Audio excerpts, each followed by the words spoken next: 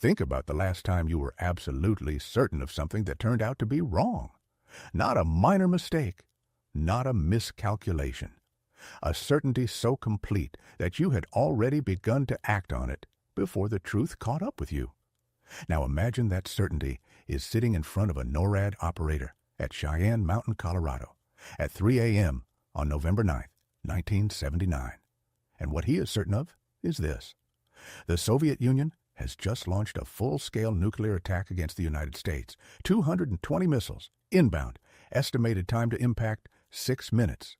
The screens are not ambiguous. The data is not partial. The system is showing a massive, coordinated Soviet first strike in progress, the kind that NORAD's entire operational existence has been designed to detect and respond to. The response begins immediately. Missile warning notifications go out to the Pentagon, the Strategic Air Command, the National Military Command Center, and the White House. Bomber crews across 3 strategic air command bases receive nuclear war emergency messages and begin racing to their aircraft. At Elmendorf Air Force Base in Alaska, 10 fighter interceptors are launched. The Pacific Command is placed on alert.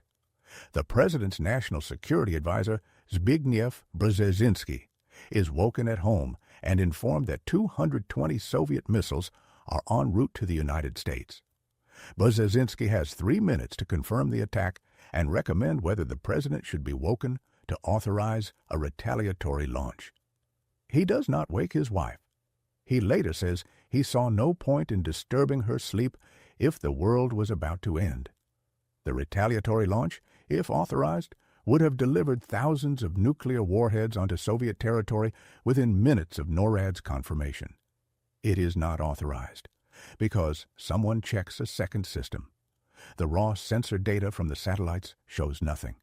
0 launches detected. The screens that had been showing 220 inbound Soviet missiles are showing a world in which no missile has left the ground. Someone, somewhere in the chain, has fed a training tape into a live system. A realistic simulation of a full Soviet nuclear attack, designed for training exercises, has been running on the operational network. For 6 minutes, NORAD's most senior officers have been responding to a war that existed only on a tape. The stand-down order goes out. The bombers are recalled. The interceptors return to base. Brzezinski does not call the President.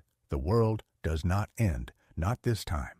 If you want the full declassified story of the night, a training tape almost started World War III. Hit that like button and subscribe to History Unclassified.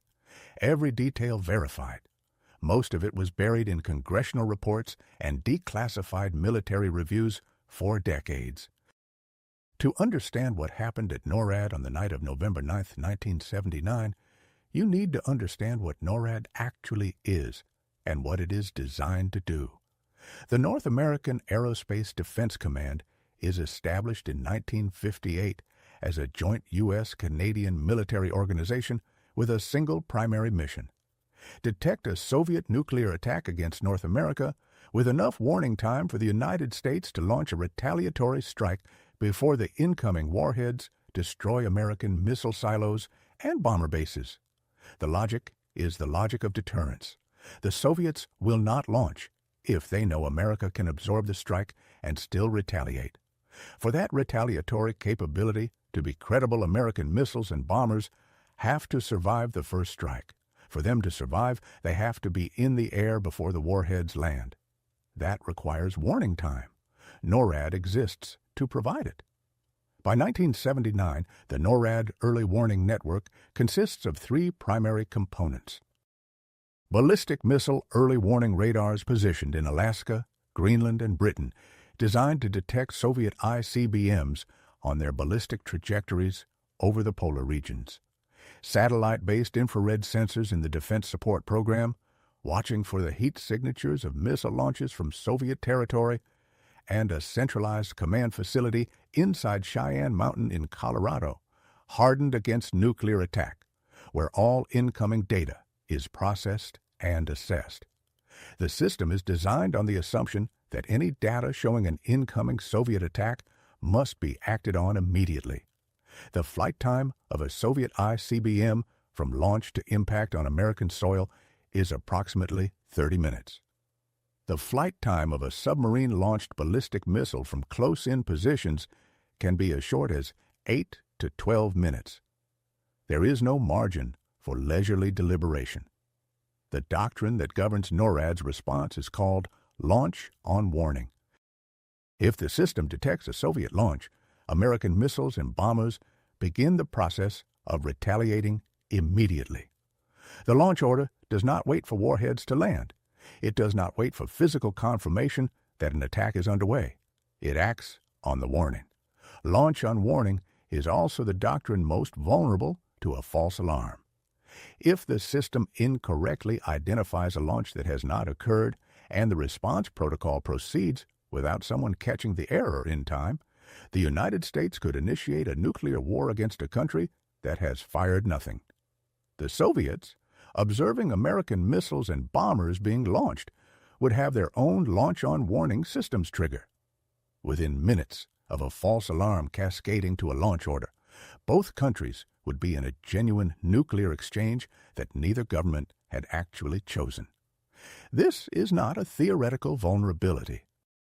NORAD's own internal records, many of which remain classified, document hundreds of false alarm incidents in the years between the system's establishment and 1979. Most are minor: sensor glitches, software anomalies, data processing errors. They are identified and resolved within seconds or minutes without escalating beyond the first level of assessment. The November 9, 1979 incident is different. It escalates to the highest levels of the American national security structure before anyone catches it. And the reason it escalates so far, so fast, is the specific nature of the error that causes it. It is not a sensor glitch. It is not a software anomaly in the detection system. It is a human error of a specific and deeply uncomfortable kind. Someone has inserted a training simulation tape into the wrong computer. The training tape is not a secret. Every major command post in the American Nuclear Warning Network uses simulation tapes. They are a standard tool of operational readiness. You cannot train operators to respond to a Soviet nuclear attack by waiting for an actual Soviet nuclear attack. You simulate one. You run the scenario through the system. You observe how the operators respond, where the procedures break down, which parts of the chain function correctly and which do not. The simulations are realistic by design. A training scenario that looks nothing like the real thing does not prepare operators for the real thing. The tapes are built to replicate as closely as possible what the system would show in the event of an actual Soviet launch. Realistic track data, realistic numbers, realistic timing, realistic alert sequences. The specific tape running on the night of November 9, 1979, is a scenario depicting a large-scale Soviet ICBM attack. 220 missiles. A coordinated first strike against American military and command targets. Exactly the kind of attack that NORAD's doctrine identifies as the most dangerous and most requiring immediate response.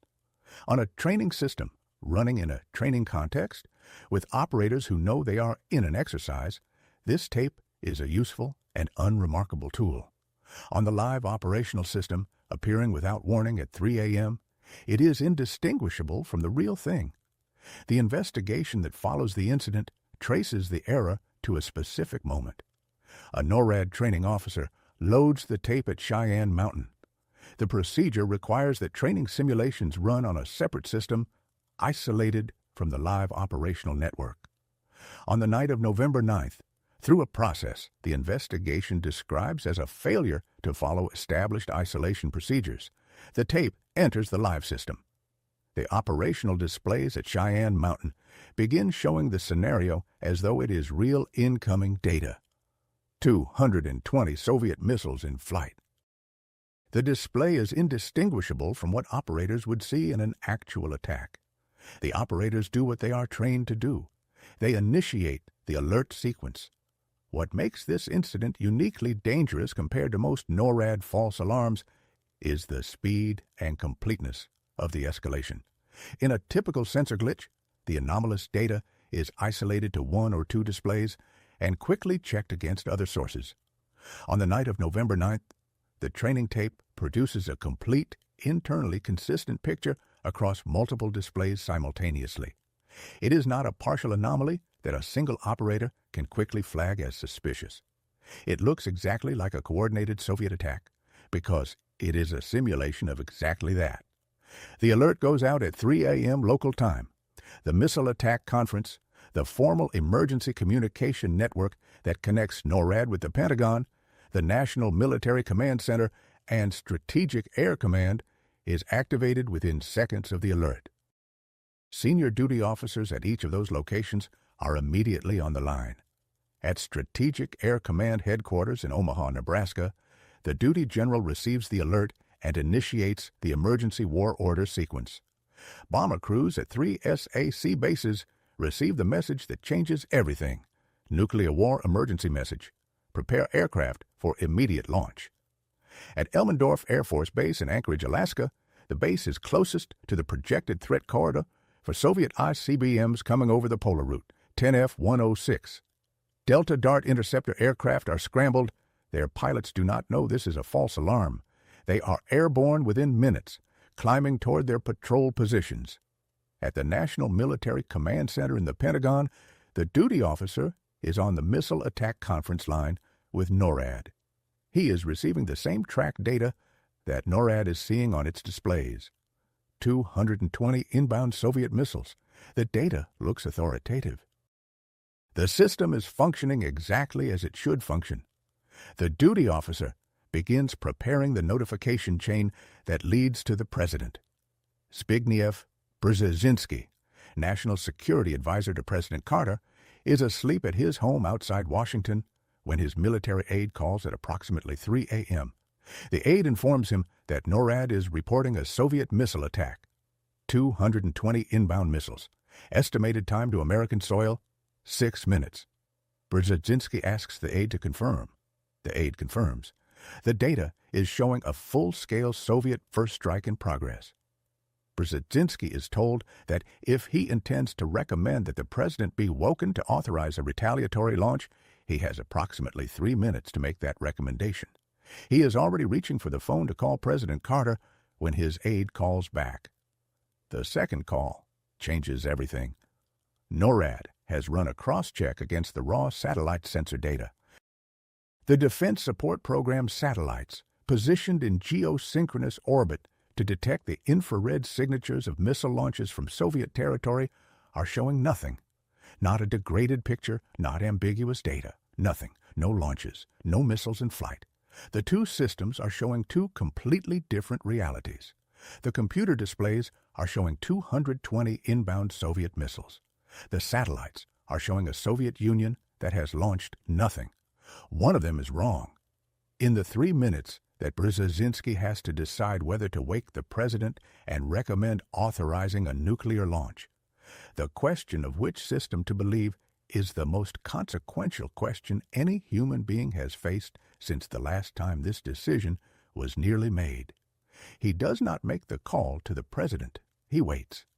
The 6 minutes between the initial alert and the stand-down order are the most dangerous 6 minutes in American nuclear history that most people have never heard of. To understand why, you need to understand what is happening simultaneously across multiple locations during those 6 minutes. This is not a single operator staring at a screen. This is the entire American nuclear command structure responding in real time to what it believes is an ongoing Soviet first strike. At Cheyenne Mountain, the senior duty officer is on the Missile Attack Conference with the Pentagon and Strategic Air Command. He is looking at displays showing 220 inbound Soviet missiles and trying to reconcile that data with the satellite picture showing 0 launches. The two systems are producing contradictory outputs. Procedure says to treat the most alarming data as real until it can be definitively disproved. The most alarming data says nuclear war has started. At Strategic Air Command in Omaha, the emergency war order sequence is progressing. Bomber crews are at their aircraft. Engines are running on B-52 Stratofortresses carrying nuclear weapons. The crews are not waiting for a launch order. They are preparing to execute one the moment it arrives. At the time of the incident, SAC has approximately 1,054 ICBMs on alert in underground silos across the northern United States and approximately 450 B-52 bombers, a significant portion of which are on ground alert, ready for rapid launch. The bombers are the critical factor. Unlike ICBMs, which once launched cannot be recalled, bombers can be sent airborne as a precautionary measure and recalled if the alert proves false. The doctrine in 1979 allows for exactly this. Getting bombers airborne during a warning does not commit the United States to a nuclear strike. It preserves the option. Once the missiles in the silos are launched, that option is gone. The question hanging over everyone in the command structure during those 6 minutes is whether to move from bomber alert to missile launch authorization. That decision requires the president. That decision is what Brzezinski is contemplating when his aide calls back with the satellite data. At the Pacific Command in Hawaii, the alert has triggered a heightened readiness posture across American forces in the Pacific. Naval assets are receiving updated threat assessments. The alert is not confined to the continental United States. It is rippling outward through the entire American military command structure in real time. The 10 F-106 Interceptors from Elmendorf are airborne. Their mission in the context of a Soviet ICBM attack is largely symbolic. Interceptors cannot shoot down ICBMs. They can engage Soviet bombers. In the scenario, NORAD's displays are showing Soviet bombers would be a secondary wave following the initial missile strike. The interceptors are flying toward an engagement that, if the display data is accurate, they will not survive. None of the pilots know the data is wrong.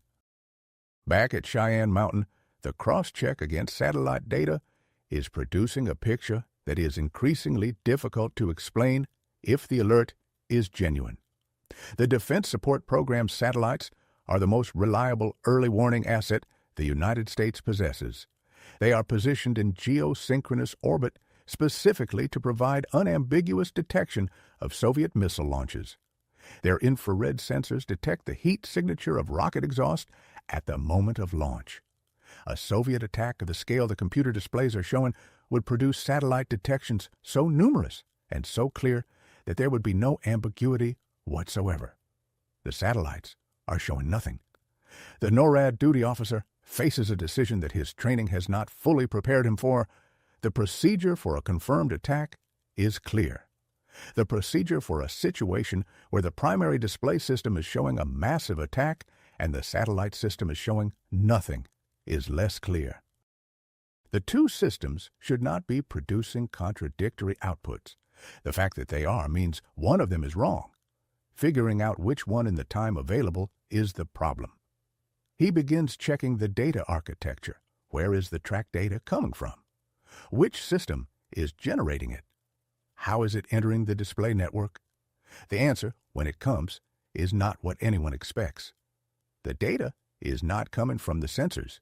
It is coming from a tape. The realization moves through the command structure with the same speed the alert had. The Missile Attack Conference is still active. The Pentagon duty officer is still on the line. SAC is still in emergency war order status. Brzezinski is still at home with his hand near the phone. The stand-down notification goes out at approximately 3:07 a.m., 7 minutes after the initial alert. The bomber crews are ordered to stand down from launch preparation. The interceptors are recalled. The Missile Attack Conference is stood down. The emergency war order sequence is canceled. Brzezinski does not call President Carter. Carter does not know until morning that his national security apparatus spent 6 minutes preparing to recommend a nuclear launch based on a training tape. The immediate aftermath is shaped by two competing institutional priorities. The first is understanding exactly what happened and ensuring it cannot happen again. The second is managing the public and political dimensions of an incident that, if fully disclosed, would raise serious questions about the reliability of the American nuclear warning system at the height of the Cold War. Both priorities are real. The way they interact over the following weeks and months determines what gets fixed and what gets buried. The morning of November 9th, 1979, begins with a problem the American military does not know how to discuss publicly. The most sophisticated nuclear warning system in the world has just spent 6 minutes telling its operators that a Soviet nuclear attack was in progress. Bomber crews were at their aircraft. Interceptors were airborne. The National Security Advisor was 3 minutes from recommending that the President authorize a retaliatory nuclear launch. And the cause was a training tape loaded into the wrong computer. The investigation is convened immediately. The findings are classified. The public statement issued by the Pentagon on November 9th is brief and carefully worded. An anomalous data event occurred in the NORAD early warning system during a routine operational period. The anomaly was identified and resolved within minutes. At no point was there any risk of an unauthorized nuclear launch. Normal operations have resumed. Every sentence in that statement is technically defensible. None of it conveys what actually happened. The classified investigation goes considerably further. It establishes the precise sequence of events. The training tape, loaded by a NORAD training officer at Cheyenne Mountain, enters the live operational system through a failure to follow the isolation procedures that are supposed to prevent exactly this. The tape runs for approximately 6 minutes before the cross-check against satellite data identifies the discrepancy and the alert is stood down.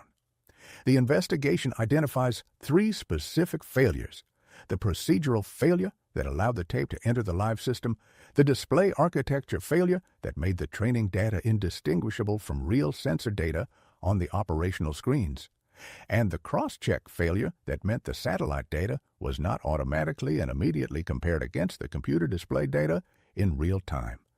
Each of these failures is addressable. The procedural failure requires better enforcement of existing isolation protocols and additional physical safeguards, preventing training tapes from being connected to live systems. The display architecture failure requires software modifications that flag simulated data differently from real sensor data. The cross-check failure requires changes to how the system automatically compares data from multiple sources before escalating an alert. The recommendations are made. The timeline for implementing them is established.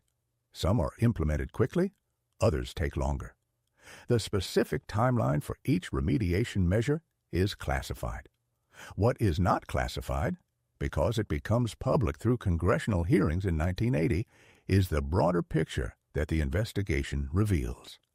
The November 9th incident is not an isolated event. It is the most serious in a pattern. Senator Gary Hart and Senator Barry Goldwater, members of the Senate Armed Services Committee, request a full briefing on NORAD false alarm incidents in the months following the November 9th event.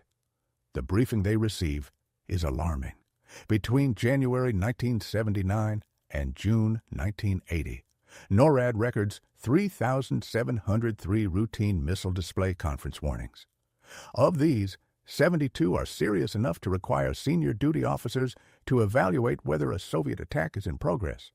4 are serious enough to trigger partial alert responses.